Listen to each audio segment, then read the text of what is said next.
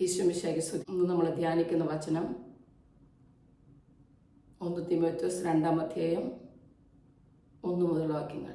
എല്ലാവർക്കും വേണ്ടി അപേക്ഷകളും യാചനകളും മധ്യസ്ഥ പ്രാർത്ഥനകളും ഉപകാരസ്മരണകളും അർപ്പിക്കണമെന്ന് ആദ്യമേ നിങ്ങളോട് ഞാൻ ആഹ്വാനം ചെയ്യുന്നു. നിങ്ങളുമായി ബന്ധപ്പെട്ട ഉന്നത സ്ഥാനീയർക്കും രാജാക്കന്മാർക്കും വേണ്ടിയും നിങ്ങൾ പ്രാർത്ഥിക്കണം.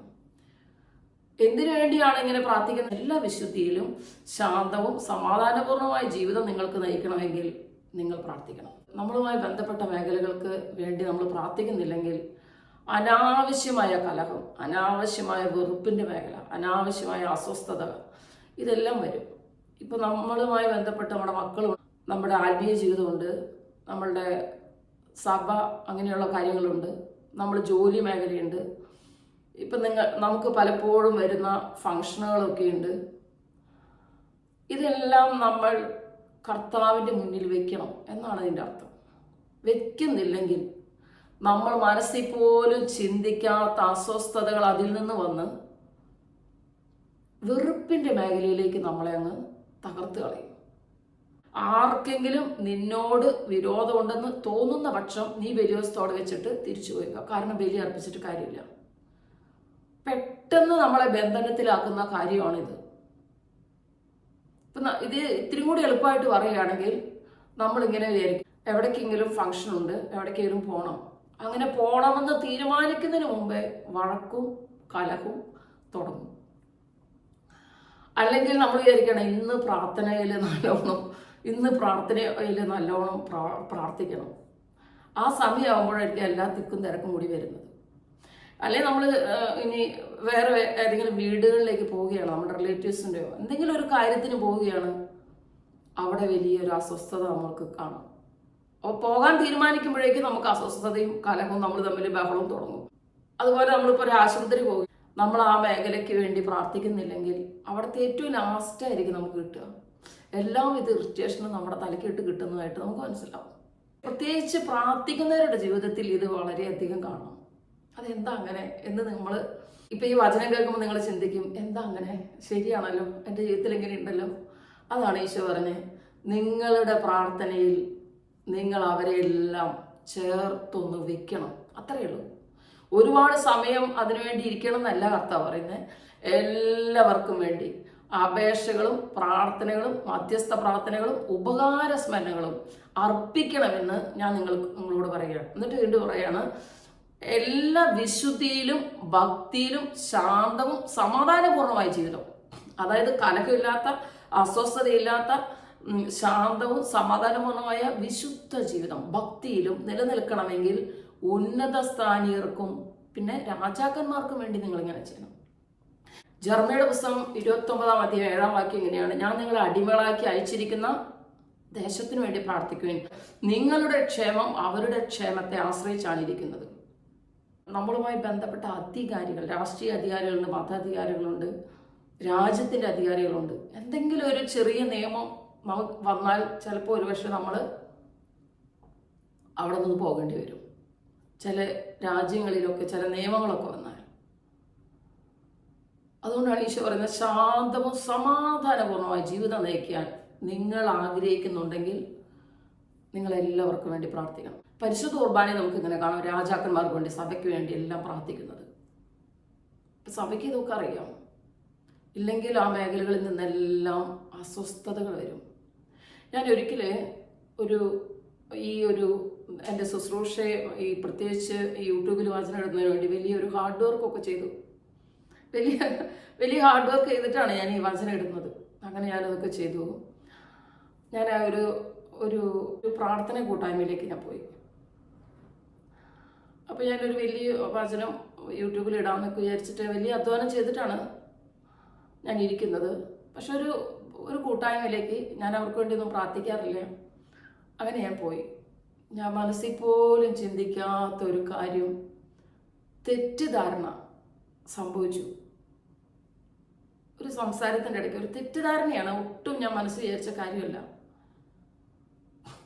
എൻ്റെ ആ ഒരു കഠിനാധ്വാനവും അതിൻ്റെ ഫലം എല്ലാം അങ്ങ് വിട്ടുപോയി. നിസ്സാര കുറവ് മതി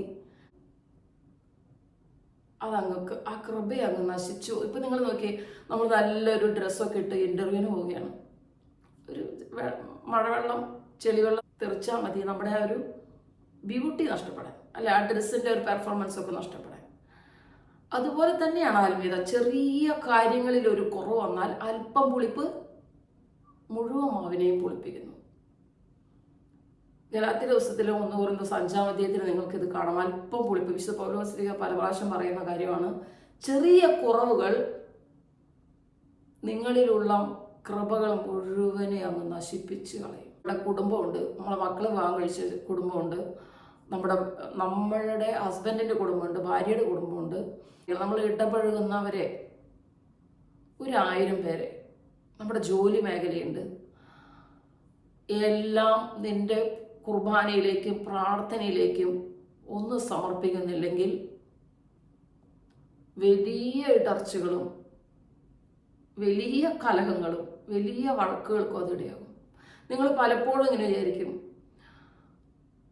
അങ്ങനെയൊന്നും വിചാരിച്ചതല്ല, പക്ഷെ വലിയ വഴക്കിലേക്ക് നമ്മുടെ കുടുംബങ്ങൾ പോകും. പ്രത്യേകിച്ച് പ്രാർത്ഥിക്കുന്ന കുടുംബങ്ങളെ കലഹത്തിലാക്കുക, വഴക്കിലാക്കുക. ഇപ്പം നിങ്ങൾ ഈ വചനം കേട്ടുകൊണ്ടിരിക്കുന്നവർക്ക് തന്നെ അറിയാം, നമ്മളുടെ ബന്ധുമിത്രാദികളുടെ പല കുടുംബങ്ങളായിട്ടും നമ്മൾ സ്നേഹബന്ധത്തിലല്ല. നമ്മുടെ വ്യക്തിബന്ധങ്ങളുമായിട്ട് പലരുമായിട്ടും സ്നേഹബന്ധത്തിലല്ലെങ്കിൽ എന്താ സംഭവം എന്നറിയോ? നിങ്ങളിലേക്ക് കൃപ വരികയില്ല. എത്ര പ്രാർത്ഥിച്ചിട്ടും കാര്യമില്ല. പേഴ്സണൽ പ്രയർ ഇരിക്കാൻ പറ്റുകയില്ല. ഒരു അനോയിന്റിങ് നമുക്ക് ലഭിക്കില്ല. ഒരു പരിശുദ്ധാത്മാവിനെ നമുക്ക് ഫീൽ ചെയ്യില്ല. അതിൻ്റെ വലിയൊരു തടസ്സമാണ് ആർക്കെങ്കിലും നിന്നോട് വിരോധമുണ്ടെന്ന് തോന്നിയാൽ മതി. അത് വരുന്ന വലിയൊരു വഴിയാണ്. അത് വരുന്ന ഒരു വഴിയാണ് നമ്മളുടെ പ്രാർത്ഥന കുറവിലൂടെയാണ് അത് വരുന്നത്. ഇപ്പം നമുക്കൊരു പ്രോഗ്രാം ഉണ്ടെന്ന് പറഞ്ഞാൽ ആ പ്രോഗ്രാമുമായി ബന്ധപ്പെട്ടുള്ളവരെ നമ്മളിപ്പോഴേ സമർപ്പിച്ചു തുടങ്ങും. നമ്മൾ പ്രോഗ്രാം ഉണ്ടെന്ന് പറയുമ്പോൾ, അല്ലെങ്കിൽ ഒരു ഫംഗ്ഷൻ ഉണ്ടെന്ന് പറയുമ്പോൾ നമ്മൾ എന്താ ചെയ്യുന്നത്? നമ്മൾ ഏത് ഡ്രസ്സസ് ഇടും, ഏത് ഓർണമെന്റ്സ് ഇടുന്നതാണ് നമ്മൾ ആലോചിക്കുന്നത്. അങ്ങനെയല്ല ആലോചിക്കട്ടെ. ഇന്ന് മുതൽ ഇനി അങ്ങനെ ആലോചിക്കരുത്. എങ്ങനെ ആലോചിക്കണം? ഇന്ന് മുതലേ ദൈവമേ ആ ഫംഗ്ഷനെ എൻ്റെ ഈ പ്രാർത്ഥനയിലേക്ക് സമർപ്പിക്കുന്നു. അവിടെ ഉള്ളവരെ, അവിടെ വരുന്നവരെ, ഞാൻ സംസാരിക്കുന്നവരെ സകലരെയും എല്ലാ ഭക്തിയിലും ശാന്തവും സമാധാനപൂർണ്ണമായി ജീവിക്കണമെങ്കിൽ നിങ്ങൾ എല്ലാവർക്കും വേണ്ടി പ്രാർത്ഥിക്കണം. സാത്താൻ പറയും എല്ലാവർക്കും വേണ്ടി പ്രാർത്ഥിക്കേണ്ട, ബന്ധന കേൾക്കും. എന്നാലല്ലേ അവൻ്റെ സാമ്രാജ്യം വളർത്താൻ പറ്റുള്ളൂ. പ്രാർത്ഥിക്കുക എന്നത് ശക്തമായിട്ടുള്ള ഒരു ആയുധമാണ്. സകല കോട്ടകളെയും തകർക്കുന്ന ഒരു വലിയ ശക്തിയാണ് പ്രാർത്ഥന. ഇനി അത് എന്തുകൊണ്ടാണ് ഇങ്ങനെ ഒരു ഇടർച്ച നമ്മുടെ ജീവിതത്തിൽ മാത്രം ഇങ്ങനെ കാണുന്നുള്ളല്ലോ എന്ന് നമ്മൾ കരുതും. അതിനെ ഞാൻ കാര്യം പറഞ്ഞുതരാം. ഒരിക്കലും ഞാനിങ്ങനെ ഒരു ധ്യാനം കൂടിക്കൊണ്ടിരുന്നത്, ധ്യാനത്തിൻ്റെ പരിശുദ്ധാത്മാഭിഷേകത്തിൻ്റെ സമയത്ത് ഒരു കുട്ടി അവിടെ അടുത്തുള്ള തലകളിലെല്ലാം കണ്ണടച്ചിങ്ങനെ തൊട്ട് നോക്കുക. അപ്പം ഈ കുട്ടിയുടെ അടുത്ത് പിന്നെ ചോദിച്ചു, എന്താ ഈ കുഞ്ഞിങ്ങനെ ചെയ്തെന്ന് ചോദിച്ചാൽ പറഞ്ഞു, തലയിൽ തീയുണ്ട് എന്ന് പറഞ്ഞു. അപ്പം എല്ലാവരും തലയിൽ തീയുണ്ടോ? ഇല്ലില്ല, എല്ലാവരും തലയിലില്ല, കുറച്ച് പേരുടെയൊക്കെ തലയിൽ ഞാൻ തീ കണ്ടു എന്ന് പറഞ്ഞു. കുറേ പേരുടെ തലയിൽ തീ ഉണ്ടെന്ന് പറഞ്ഞു. അപ്പോൾ ദൈവത്താൽ തിരഞ്ഞെടുക്കപ്പെട്ടവരുണ്ട്, തിരഞ്ഞെടുക്കപ്പെടാത്തവരുണ്ട്. യാക്കോബിനെ ഞാൻ തിരഞ്ഞെടുത്തു, ഏസാവിനെ തിരഞ്ഞെടുത്തില്ല. ഒരേ ഉദരത്തിൽ നിന്ന് ഒരേ സമയം പുറത്തു വന്ന യാക്കോബിനെ ഈശോ തിരഞ്ഞെടുത്തു, ഏസാവിനെ തിരഞ്ഞെടുത്തിട്ടില്ല. അപ്പൊ ഈ തിരഞ്ഞെടുക്കപ്പെട്ടവര്, അതാണ് ദൈവത്തിന്റെ സ്നേഹമുദ്ര പതിച്ചവര്, പ്രത്യേകമായി തിരഞ്ഞെടുക്കപ്പെട്ടവര്. അവരിൽ നിന്നും നിരന്തര പ്രാർത്ഥന ദൈവം ആഗ്രഹിക്കുന്നു. സംശയമുണ്ടോ? യെശയ്യാ 56:7 ദൈവം നമ്മളെ എന്തിനു സൃഷ്ടിച്ചു എന്ന് നമുക്ക് അപ്പം മനസ്സിലാവും. യെശയ്യാ 56:7 ഈശോ പറയുകയാണ്, എൻ്റെ ഭവനം എല്ലാ ജനതകൾക്കും വേണ്ടിയുള്ള പ്രാർത്ഥനാലയമാണ്. യെശയ്യാ 56:7 എൻ്റെ ഭവനം എല്ലാ ജനതകൾക്കും വേണ്ടിയുള്ള പ്രാർത്ഥനാലയമാണ്. അതാണ് പുതിയ നിയമത്തിൽ ഈശോ പറഞ്ഞ്, നിങ്ങൾ അതിനെ കവർച്ചക്കാരുടെ ഗുഹയാക്കി മാറ്റിയിരിക്കുന്നു എന്ന് പറഞ്ഞ് ചാട്ടാറെടുത്തത് ആലയത്തെക്കുറിച്ചുള്ള വേദനയല്ല, ജെറുസലേം ദേവാലയത്തെക്കുറിച്ചുള്ള വേദനയല്ല, അതായത് ശരീരമാകുന്ന ആലയത്തെക്കുറിച്ചുള്ള വേദനയാണത്. അതാണ് വിശുദ്ധ പൗലോസ് പറഞ്ഞത്, നിങ്ങളുടെ ശരീരം ദൈവത്തിന്റെ ആലയമാണ്. അത് എന്തിനു വേണ്ടിയുള്ള ആലയമാണ്? എൻ്റെ ഭവനം എല്ലാ ജനതകൾക്കും വേണ്ടിയുള്ള പ്രാർത്ഥനാലയമാണ്. അതൊരു നിരന്തര പ്രാർത്ഥനയാ ആലയമാണ് നമ്മളുടെ ശരീരം. ഇതാ 1 തെസ്സലോനിക്ക 5:16 നിങ്ങൾ എപ്പോഴും സന്തോഷത്തോടെ ഇരിക്കുകയും നിരന്തരം പ്രാർത്ഥിക്കുകയും എല്ലാ കാര്യങ്ങളിലും നന്ദി പ്രകാശിപ്പിക്കുന്നു. എപ്പോഴും സന്തോഷത്തിലിരിക്കുക, നിരന്തരം പ്രാർത്ഥിക്കുന്ന എല്ലാ കാര്യങ്ങളും നന്ദി പ്രവാശി. ആരിൽ നിന്ന് ഇത് ദൈവം നമ്മൾ ഇന്ന് ആഗ്രഹിക്കുന്നു? തെരഞ്ഞെടുക്കപ്പെട്ടവരിൽ നിന്ന്, ഒരു ആത്മീയത ലഭിച്ചവരിൽ നിന്ന്, ഒരു വിശുദ്ധി ലഭിച്ചവരിൽ നിന്ന്, പരിശുദ്ധാത്മാവ് ലഭിച്ചവരിൽ നിന്ന് ദൈവം ഇത് ആഗ്രഹിക്കുന്നു. തെരഞ്ഞെടുക്കപ്പെട്ടവരിൽ നിന്ന് പ്രത്യേകം ആഗ്രഹിക്കുന്നു. നിങ്ങൾ തെരഞ്ഞെടുക്കപ്പെട്ടതിന്റെ അടയാളമാണ് എവിടെ പോയാലും നിങ്ങൾക്ക് ആവശ്യമില്ലാത്ത അസ്വസ്ഥതകൾ, ഇടർച്ചകൾ നിങ്ങൾക്ക് വരുന്നത്. കാരണം നിങ്ങളാണ് തെരഞ്ഞെടുക്കപ്പെട്ട വ്യക്തി, നിങ്ങളാണ് ആ മേഖലയ്ക്ക് വേണ്ടി പ്രാർത്ഥിക്കാനുള്ളവർ, നിങ്ങളെയാണ് ദൈവം അവിടെ അപ്പോയിന്റ് ചെയ്തിരിക്കുന്നത്. ആ ദേശത്ത് എല്ലാവരും ദൈവം അപ്പോയിന്റ് ചെയ്യുന്നില്ല, എല്ലാവരെയും തെരഞ്ഞെടുക്കുന്നില്ല. നിങ്ങൾക്കാണ് അപ്പോയിന്റ്മെന്റ് ലഭിച്ചിരിക്കുന്നത്. നിങ്ങളാണ് ആത്മീയതയിൽ വളരുന്ന വ്യക്തി, നിങ്ങളാണ് ആ ദേശത്തിന് വേണ്ടി പ്രാർത്ഥിക്കാനുള്ളവര്, നിങ്ങളാണ് ആ കുടുംബത്തിന് വേണ്ടി പ്രാർത്ഥിക്കാനുള്ളവര്, നിങ്ങളാണ് ആ ഫംഗ്ഷനിൽ വരുന്ന സകലർക്കും വേണ്ടി പ്രാർത്ഥിക്കാനുള്ളവര്. വലിയ കഷ്ടപ്പാടൊന്നുമില്ല. നമ്മളെടുക്കുന്ന ഉപവാസം, നമ്മളെടുക്കുന്ന പ്രാർത്ഥന, നമ്മൾ ചെയ്യുന്ന പരിശുദ്ധ കുർബാനയിലെല്ലാം ഒന്ന് ചേർത്ത് വെക്കുന്നൊന്ന് പറഞ്ഞു നോക്കണം. ഒരു ഇടർച്ചയും പിന്നെ ആരിൽ നിന്നും വരില്ല. ഇല്ലെങ്കിൽ നിങ്ങൾക്ക് കലഹിക്കാനും നിങ്ങളുടെ കുടുംബങ്ങളായിട്ട് വലിയ വഴക്കുണ്ടാകാനും നേരം ഉണ്ടാവുള്ളൂ. പലരുമായിട്ടും പല ബന്ധുമിത്രാദികൾ അങ്ങോട്ടും ഇങ്ങോട്ടും പോകില്ല, അങ്ങോട്ടും ഇങ്ങോട്ടും സംസാരിക്കില്ല, അങ്ങോട്ടും ഇങ്ങോട്ടും വഴക്കാണ്. അതിൻ്റെ ഒരു പ്രധാന റീസൺ നിങ്ങൾ പ്രാർത്ഥിക്കാത്തതാണ്. സംശയം ഉണ്ടെങ്കിൽ പ്രാർത്ഥിച്ചു നോക്ക്. ആരെങ്കിലുമൊക്കെ വഴക്കുണ്ടെങ്കിൽ നിങ്ങൾ ആരോടൊരു വഴക്ക് തീർക്കാൻ ഇന്ന് പോകണ്ട. പിന്നെ എന്ത് ചെയ്യണമെന്നറിയോ? നിരന്തരം നിങ്ങളുടെ പരിശുദ്ധ കുർബാനയിൽ അവരെല്ലാം സമർപ്പിച്ച് ഈശോയെ സ്നേഹം കൊണ്ട് നിറയ്ക്കണേ, തിരുരക്തം കൊണ്ട് കഴുകണേ, പരിശുദ്ധാത്മാവോട് നിറയ്ക്കണേ എന്ന് പ്രാർത്ഥിക്കുക. കുറച്ച് ദിവസം കഴിയും പിശാച് അതിൻ്റെ ഉള്ളിൽ നിന്ന് വിട്ടുപോകും. എല്ലാത്തിൻ്റെയും പിന്നിലുള്ള, എല്ലാ നെഗറ്റീവ് എനർജിയുടെയും പിന്നിലുള്ളത് വ്യക്തികളല്ല, പൈശാചികതയാണ്. അതാണ് എഫേസസ് 6:12. ഇതാ അധികാരങ്ങൾ, ആധിപത്യങ്ങൾ അന്ധകാരയുഗത്തിന്റെ അധിപന്മാർക്കെതിരെയായിട്ടാണ് നമ്മൾ പടവെട്ടുന്നത്. അവന്മാരെ നമ്മൾ നാവ് കൊണ്ട് എന്നാൽ ആ വ്യക്തി ഇങ്ങനെ ചെയ്യാൻ പാടുണ്ടോ, എന്നോട് ഇങ്ങനെ പറയാൻ പാടുണ്ടോ, സംസാരിക്കാൻ പോകരുത്. നിങ്ങളിൽ നിന്ന് തെറ്റുപറ്റിയെങ്കിൽ ഒരു സോറി എന്ന് ചോദിക്കണം, അത് മസ്റ്റാണ്. പക്ഷേ അതിനപ്പുറത്ത് നിങ്ങൾ സംസാരിക്കാൻ പോകരുത്. പരിശുദ്ധ കുർബാനയിലും നിങ്ങളുടെ പ്രാർത്ഥനകളിലും നിങ്ങൾ പ്രാർത്ഥിക്കുക. ആ മേഖലയിലുള്ള പിശാച് വിട്ടുപോകുമ്പോൾ ആ മേഖലയിലുള്ള എല്ലാം വിട്ടുപോകും. പ്രത്യേകിച്ച് പ്രാർത്ഥിക്കുന്ന വ്യക്തികളാണോ നിങ്ങൾ നിങ്ങളുടെ മക്കൾക്കും കുടുംബത്തിനോ അല്ലെങ്കിൽ നിങ്ങളുടെ ശുശ്രൂഷ മേഖലയ്ക്കും വേണ്ടി മാത്രം പ്രാർത്ഥിച്ചാൽ പോരാ. നിങ്ങളുമായി ബന്ധപ്പെട്ട ഈച്ച് ആൻഡ് എവരി പേഴ്സൺ. ഇവിടെ ഈശോ പറയാണ്, നിങ്ങൾക്ക് എല്ലാ ഭക്തിയിലും ശാന്തവും സമാധാനപൂർണമായിട്ട് ജീവിക്കണമെങ്കിൽ, ഒരു മനസമാധാനത്തോടെ ജീവിക്കണമെങ്കിൽ നിങ്ങൾ എന്ത് ചെയ്യണം? എല്ലാവർക്കും വേണ്ടി പ്രാർത്ഥിക്കണം. ഒരു മനസമാധാനത്തോടെ വിശുദ്ധിയിൽ ജീവിക്കണമെങ്കിൽ നിങ്ങൾ എല്ലാവർക്കും വേണ്ടി പ്രാർത്ഥിക്കണം. അല്ലാതെ നടക്കില്ല.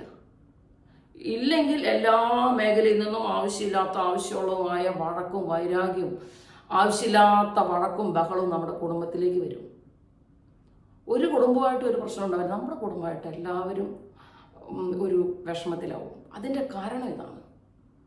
എന്നാൽ നിങ്ങളെല്ലാവരെയും ഇങ്ങനെ പരിശുദ്ധ കുർബാനയിലേക്കും നിങ്ങളുടെ പ്രാർത്ഥനയിലേക്കും ഒന്ന് ചേർത്ത് വെച്ച്, വളരെ സിമ്പിളാണ്. നമ്മൾ കുർബാനയ്ക്ക് പോകുന്നതിന് മുമ്പേ, കുർബാനയ്ക്ക് പോയി നിന്നിട്ട് പുറപ്പെടുന്നു പറയരുത്. കുർബാനയ്ക്ക് പോകുന്നതിന് മുമ്പേ എല്ലാവരും ഒന്ന് കാഴ്ചവെച്ചിട്ട് പോവുക, അത്രയേ ഉള്ളൂ. എഫേസസ് 6:12 ഈശോ പറയുന്ന ആധിപത്യങ്ങൾ, അധികാരങ്ങൾ അന്ധകാരയുഗത്തിന്റെ അധിപന്മാർക്കെതിരായിട്ടാണ് നമ്മൾ പടവെട്ടുന്നത്. അപ്പൊ എല്ലാ മേഖലയിലും പിശാചിന്റെ ആധിപത്യവും അധികാരവും അന്ധകാര ശക്തികളും ഉണ്ട്. അവരെ തകർക്കാനുള്ള ആയുധം നൽകിയിരിക്കുന്നത് ആരുടെ കയ്യിലാണ്? നമ്മളുടെ കയ്യിലാണ്. നമ്മൾ എന്ത് ചെയ്യുന്നേ? നമ്മൾ അവിടെ നോക്കി ഇവിടെ നോക്കി, ആ കാര്യം നോക്കി നോക്കി, അവിടെ നോക്കി ഇവിടെ നോക്കി നടക്കുകയാണ്. അതാണ് പറഞ്ഞത്, നിങ്ങളുടെ ശരീരം ദൈവത്തിന്റെ ആലയമാണ്, എല്ലാ ജനതകൾക്കും വേണ്ടിയുള്ള പ്രാർത്ഥനാലയമാണ്. ഇനി പ്രാർത്ഥന വരുന്ന വേറൊരു ബുദ്ധിമുട്ടാണ്, നമുക്ക് അങ്ങ് എപ്പോഴും പ്രാർത്ഥിക്കാൻ പറ്റുകയില്ല. അതിൻ്റെ ഒരു വലിയ കാര്യം എന്താണ്? നമ്മൾ വിചാരിക്കും ഇത്ര നേരം പ്രാർത്ഥിച്ചുകൊണ്ടിരുന്നതാണ്, പക്ഷെ പ്രാർത്ഥിക്കാൻ പറ്റിയില്ല, ഇന്നത്തെ ദിവസം പ്രാർത്ഥിക്കാൻ പറ്റിയില്ല, ഇന്നത്തെ ദിവസം ഞാനൊന്നും പ്രാർത്ഥിച്ചില്ല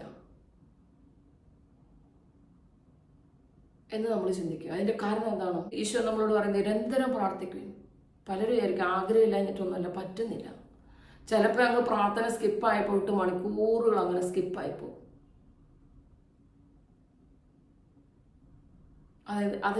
അതെന്താ ചെയ്യുക? എങ്ങനെ നമ്മൾ ഓവർകം ചെയ്യാം? അത് ഓവർകം ചെയ്യുന്നത് എങ്ങനെയാണ്? കർത്താവ് നല്ല വ്യക്തമായിട്ട് പറഞ്ഞിട്ടുണ്ട്. എന്നേക്കും നിങ്ങളോട് കൂടി ആയിരിക്കാൻ ഞാനൊരു സഹായനെ ഞാൻ നൽകുന്നു. നിങ്ങളോട് കൂടി ആയിരിക്കാൻ ഞാനൊരു സഹായനെ ഞാൻ നൽകുന്നു.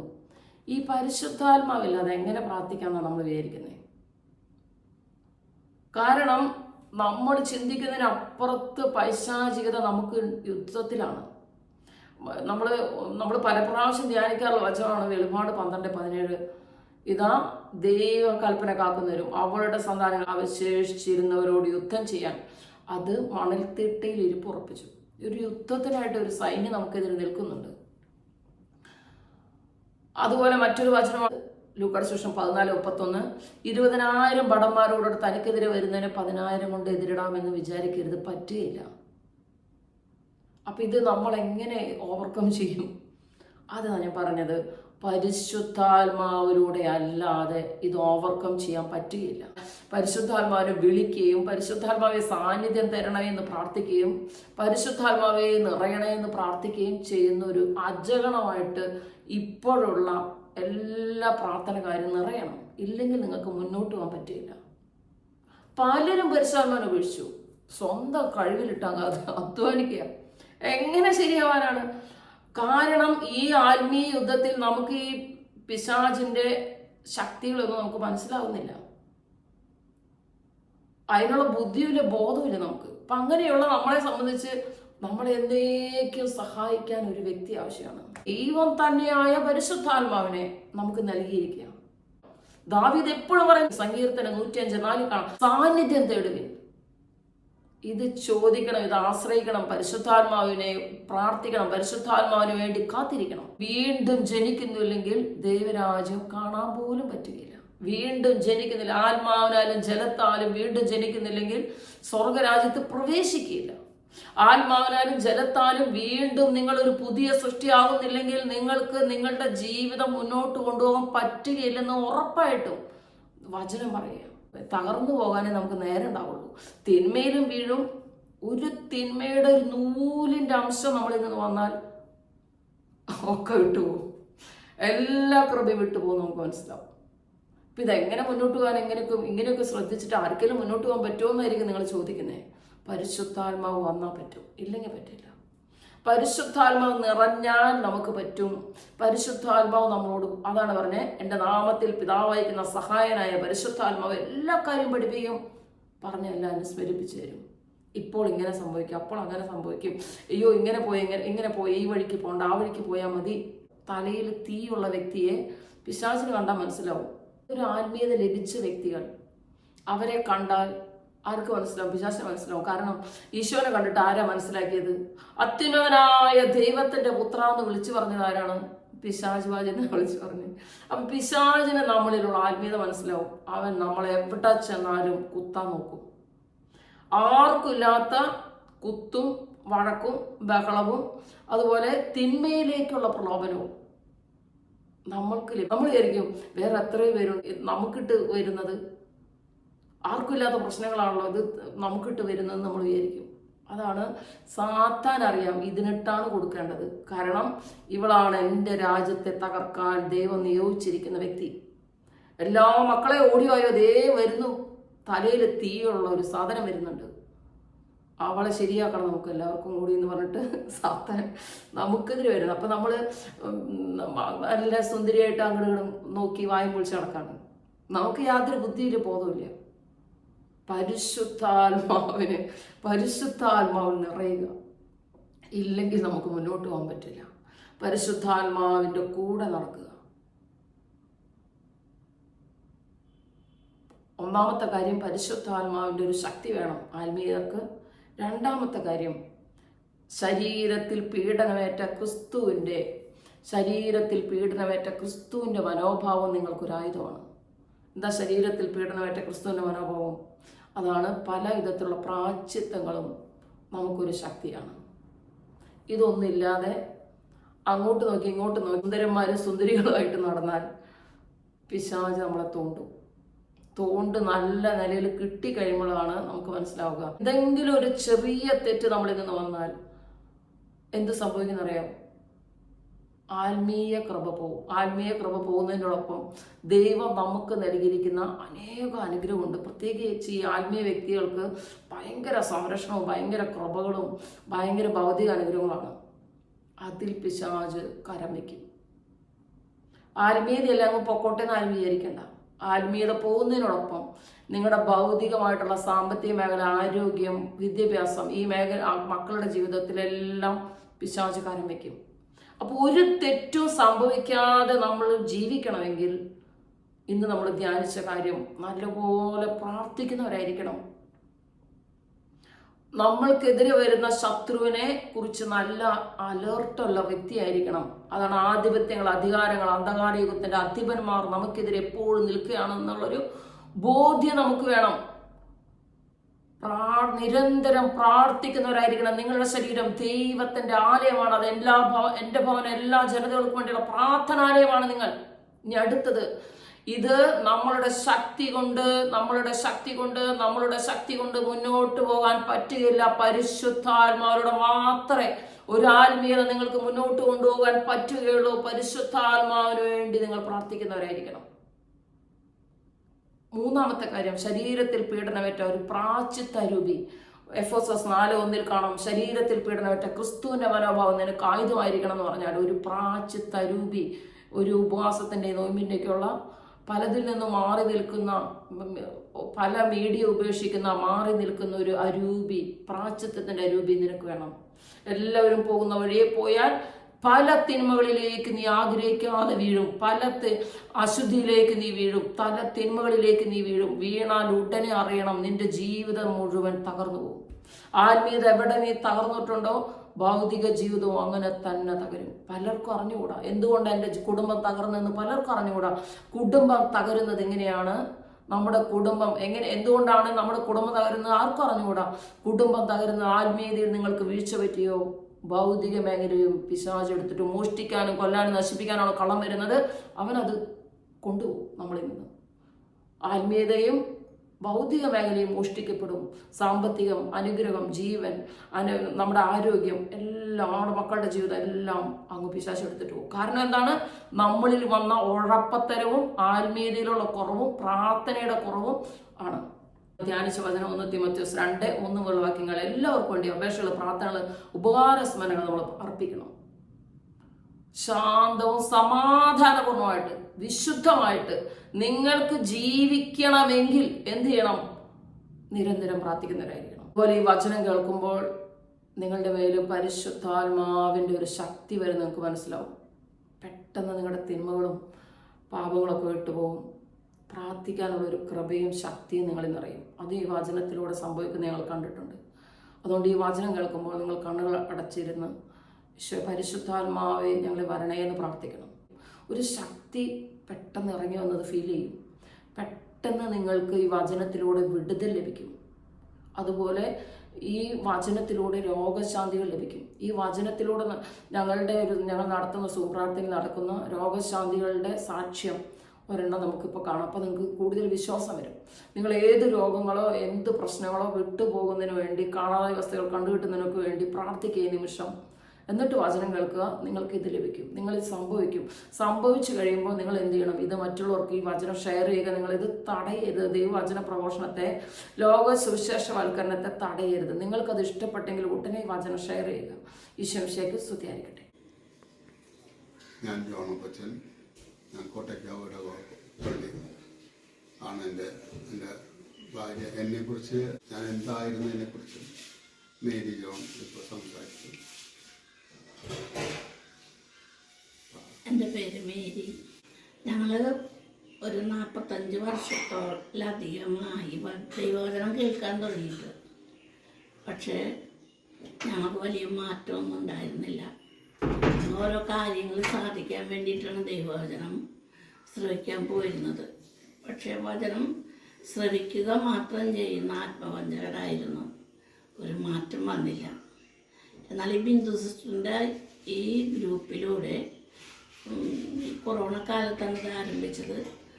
അന്ന് മുതൽ എൻ്റെ ഭർത്താവ് വീട്ടിലിരുന്ന് ദൈവവചനം കേൾക്കാൻ തുടങ്ങി. ഈ ഗ്രൂപ്പിൽ പറയുന്നതെല്ലാം കേട്ട് അതനുസരിച്ച് ജീവിക്കാൻ തുടങ്ങി. അതിക്ക് മുൻപ് വലിയ മുൻകോപിയും വലിയ ദേഷ്യക്കാരനും കുടുംബത്തിൽ ഒരു സമാധാനവും ഇല്ലാത്തൊരവസ്ഥയായിരുന്നു. കാരണം ഒരു 5-6 പേരെ ഒരുമിച്ച് കണ്ടാൽ പെട്ടെന്ന് ചേട്ടനൊരു പ്രത്യേക സ്വഭാവത്തിലേക്ക് വരും. എല്ലാവരോടൊപ്പം സന്തോഷിക്കാനോ ഒരു സമാധാനം എല്ലാവർക്കും കൊടുക്കാനോ സാധിക്കുമായിരുന്നില്ല. അതുപോലെ ദിവ്യബലിയിലും പരിപൂർണമായ ഒരു വിശ്വാസം ഉണ്ടായില്ല. വരും പോരും, പ്രാർത്ഥനയിലും അതുപോലെ തന്നെ ആയിരുന്നു. എന്നാൽ ഈ ഗ്രൂപ്പിലൂടെ ബിന്ദു സിസ്റ്റർ പറയുന്ന ഓരോ വചനങ്ങൾ എഴുതിയെടുക്കുകയും അതനുസരിച്ച് മാറാൻ ശ്രമിക്കുകയും ചെയ്തു. അതിൻ്റെ ഫലമായിട്ട് ഇപ്പോൾ വളരെ ശാന്തതയുള്ള സ്വഭാവവും വീട്ടിലാര് വന്നാലും അവരോടെല്ലാം സ്നേഹത്തോടെ പെരുമാറാനും വചനം ഇഷ്ടം പോലെ വായിക്കാനും അതനുസരിച്ച് ജീവിതം മാറ്റിയെടുക്കാനും സാധിച്ചിട്ടുണ്ട്. ഭയങ്കര ദേഷ്യം എന്ന് പറഞ്ഞാൽ 2 പേരും ഒരുമിച്ച് യാത്ര ചെയ്യണമെങ്കിൽ ആ വണ്ടിയിലിരുന്ന് ചേട്ടന് ഇഷ്ടപ്പെടാത്തത് എന്തെങ്കിലും ഞാൻ പറഞ്ഞാൽ വണ്ടി നിർത്തി എന്നെ താഴെ നിർത്തി ഒറ്റയ്ക്ക് വണ്ടി ഓടിച്ച് പോകുമായിരുന്നു. അത്രയ്ക്ക് ദേഷ്യക്കാരനാണ്. ഭക്ഷണം കഴിച്ചുകൊണ്ടിരിക്കണമെങ്കിൽ അതവിടെ വിറ്റേച്ചു ഇറങ്ങിപ്പോയി കളയും. പിന്നെ കുറച്ച് ദിവസങ്ങളിൽ 2-3 ദിവസം കഴിയുമ്പോൾ ചിലപ്പോൾ തിരിച്ചു വരുന്നത്. എന്നാൽ ഇതിന് ശേഷം ഇപ്പോൾ വളരെ ഒരു മാറ്റം സംഭവിച്ചത് സ്വഭാവത്തിൽ മാറ്റം വന്നു. വചനം കേട്ടതനുസരിക്കാൻ തുടങ്ങി. അതിനുശേഷം വളരെ ഒരു ഇരുത്തം വന്നു. ഒരുപാട് രോഗങ്ങൾ ചേട്ടനിലെ ഉണ്ടായിരുന്നു. മൂലക്കുരുവിൻ്റെ പ്രയാസം ഉണ്ടായിരുന്നു. അതുപോലെ തന്നെ എന്നും വിട്ടുമാറാത്ത ജലദോഷവും തുമ്മലും ഉണ്ടായിരുന്നു. പനി വരുമായിരുന്നു. അതൊരു 10 ദിവസം നീണ്ടു നിൽക്കുന്ന പനിയായി ചിരിപ്പ് വരുമായിരുന്നു. എന്നാൽ ഇപ്പോൾ ദൈവത്തിൻ്റെ അനന്തമായ കൃപയാലും ദൈവവചനത്തിൻ്റെ ശക്തിയാലും ഈ പറഞ്ഞ രോഗങ്ങളൊന്നും ചേട്ടനിലില്ല. ദൈവനാമത്തിന് മഹത്വം ഉണ്ടായിരിക്കട്ടെ. ഏകദേശം 50 വർഷത്തോളം പഴക്കമുള്ള എൻ്റെ മൂലക്കുരുവിൻ്റെ രോഗമാണ് മാറിയത്. അതുപോലെ നിരവധിയായ രോഗങ്ങൾ മാറ്റിത്തന്നു. ഈശോ നാമത്തിന് മഹത്വം ഉണ്ടായിരിക്കട്ടെ. ആമേൻ.